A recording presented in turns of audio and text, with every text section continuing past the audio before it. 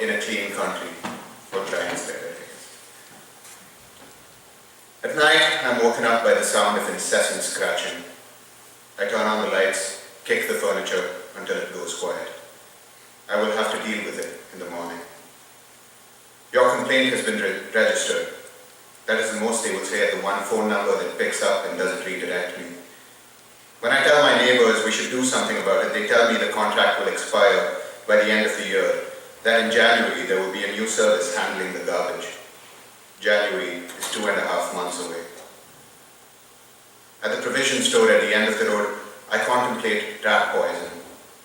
On the box, beside the picture of an upside-down rat, feet curled in the air, with skull and crossbones hovering above it, is an assurance that the rodent will go outside to die.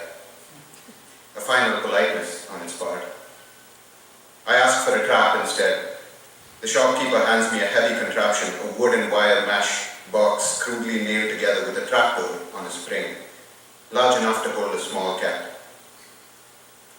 Already the garbage bin on the street flows over with food waste and polythene bags that congeal and stick together to form a buzzing, breathing mass.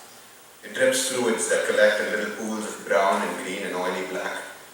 It smells alive. It smells of death. With its stench, it lays claim to the street and calls out to its cousins around the neighborhood and the city and the country, who rise up and envelop us in a loud chorus of smell. The maids who bring down garbage bags from the apartments no longer aim at the bin as they toss them from halfway across the road. For them to land in the general vicinity is enough. The bin only marks the epicenter of an expanding zone of filth, encroaching steadily upon the world. I fired our maid long ago, telling her that I would find someone who could do a better job of keeping this house clean, but I would do it myself. She left without complaint, dropping broom and dustpan and a little pile of dust on the living room floor before walking out the front door.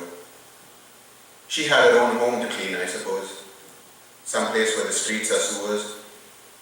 Now I get as close as I can to the bin outside my building, stand at the edge of the sea of garbage that surrounds it, and hurl my bag of trash at its mouth.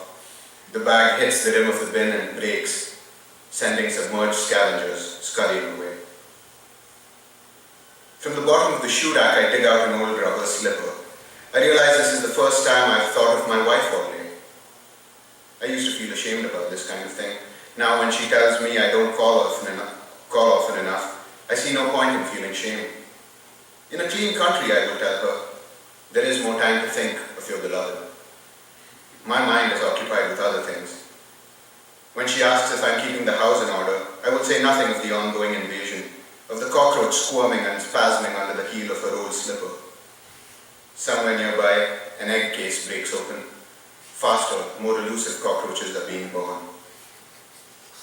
The garbage climbs over the walls, up the stairs. When I call the lift, the doors open on my floor to spit out toffee wrappers and banana peels.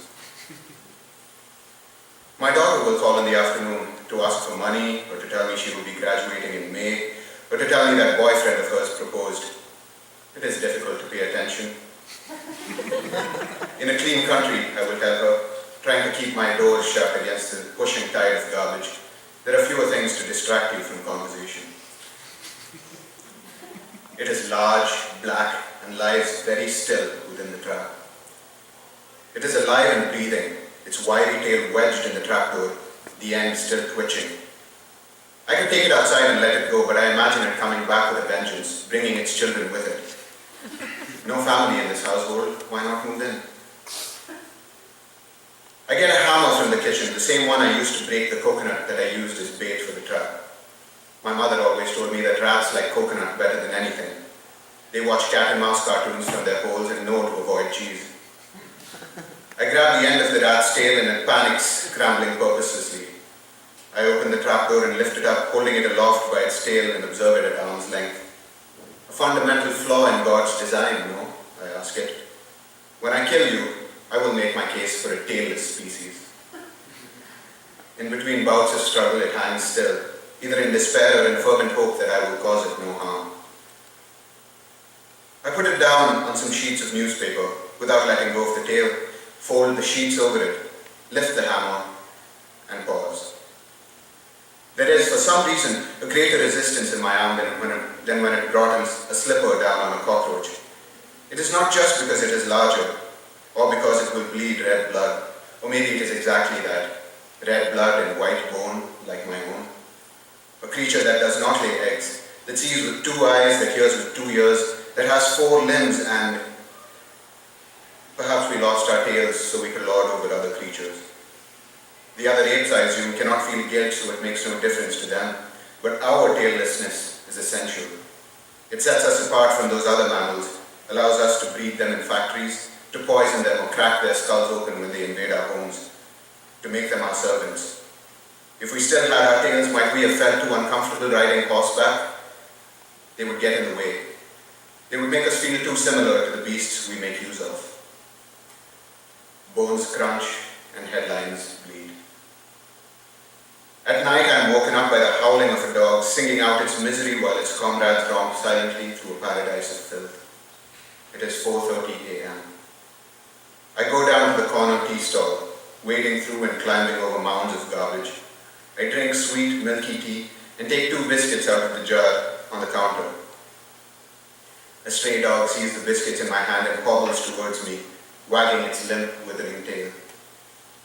It's a bony, bawling, itchy, smelly, flea-ridden, diseased little grunt of a canine that inspires no love. Mongrel vermin, go eat some fucking garbage, dog. No biscuits for you. It sits at my feet, comes back when I try to push it away with my leg, looks up at me with longing eyes. When I continue to refuse it, it begins to whine, then howl. So you're the fellow who woke me up, with a strong pair of lungs for something so shriveled. I'll buy some more biscuits and feed it crumbs, leading it away from the tea stall into the dark valley of the early morning. When the garbage truck comes, the men upturn the bins into the back of the truck, spilling most of their contents on the street. Garbage on the street is no one's problem, everyone's problem.